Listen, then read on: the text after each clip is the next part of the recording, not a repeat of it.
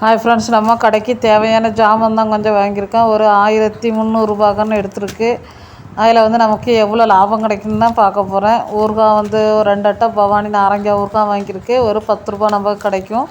ஒரு அட்டை வந்து 30 ரூபா கிடைக்கும். அதே போல் பவானி கம்பெனியில் பூண்டு ஊறுகாய் எவ்வளோ நாள் கேட்கும்போது ஒரு அட்டை சிலது கிடைக்காது. இந்த தடவை நமக்கு கிடச்சிருக்கு. 2 அட்டை வாங்கி போட்டிருக்கு. அதிலே ஒரு 10 ரூபா கிடைக்கும்.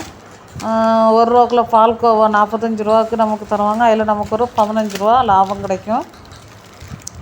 அதுபோல் வந்து பூஸ்ட் வந்து ஒரு சரம் வாங்கியிருக்கோம். ஒரு சரத்தில் நமக்கு 6 ரூபா லாபம் கிடைக்கும்.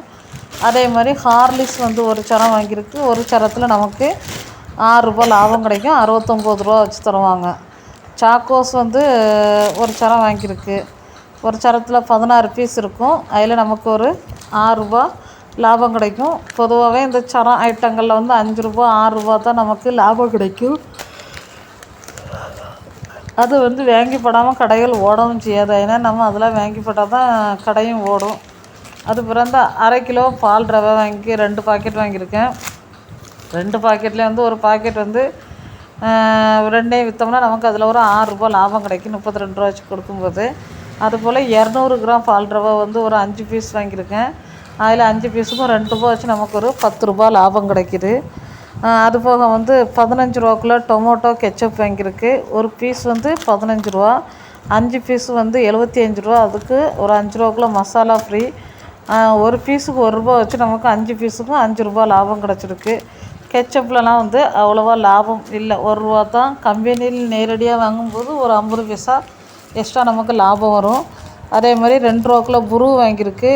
5 ரூபா ப்ரூ இவ்வளோ நாள் கேட்டதுனால வாங்கி வச்சுருக்கு.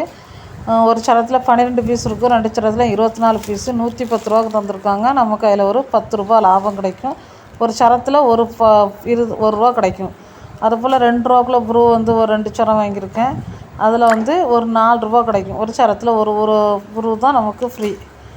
அதே போல் மாங்காய் ஊறுகாயில் வந்து ஒரு 4 சரம் எடுத்திருக்கேன். ஒரு சரத்தில் 10 பீஸ் இருக்கும். 9 ரூபா வச்சு தருவாங்க.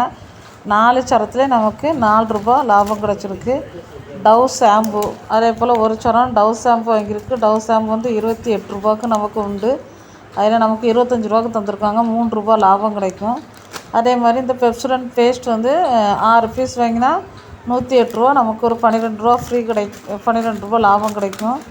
10 ரூபாக்குள்ளே ரஸ்கில் வந்து ஒரு 10 பீஸ் வாங்கியிருக்கேன். 191 ரூபா, நமக்கு ஒரு 9 ரூபா லாபம் கிடச்சிருக்கு. அதே மாதிரி மில்க் பிக்கிஸில் வந்து ஒரு 10 பீஸ் வாங்கியிருக்கேன். 108 ரூபா, 12 ரூபா லாபம் கிடச்சிருக்கு. ஃப்ரெண்ட்ஸ், இன்னைக்கு மொத்தமாக 1264 ரூபாய்க்கு சரக்கு எடுத்திருக்கேன். அதில் நமக்கு கிடச்ச லாபம் 142 ரூபா லாபம் கிடச்சிருக்கு. வீடியோ பிடிச்சிருந்தா லைக் பண்ணுங்கள், ஷேர் பண்ணுங்கள், கமெண்ட் பண்ணுங்கள். நம்ம சேனலை சப்ஸ்கிரைப் பண்ணுங்கள். இது போல் வேறு ஒரு வீடியோவில் வந்து பார்க்கலாம்.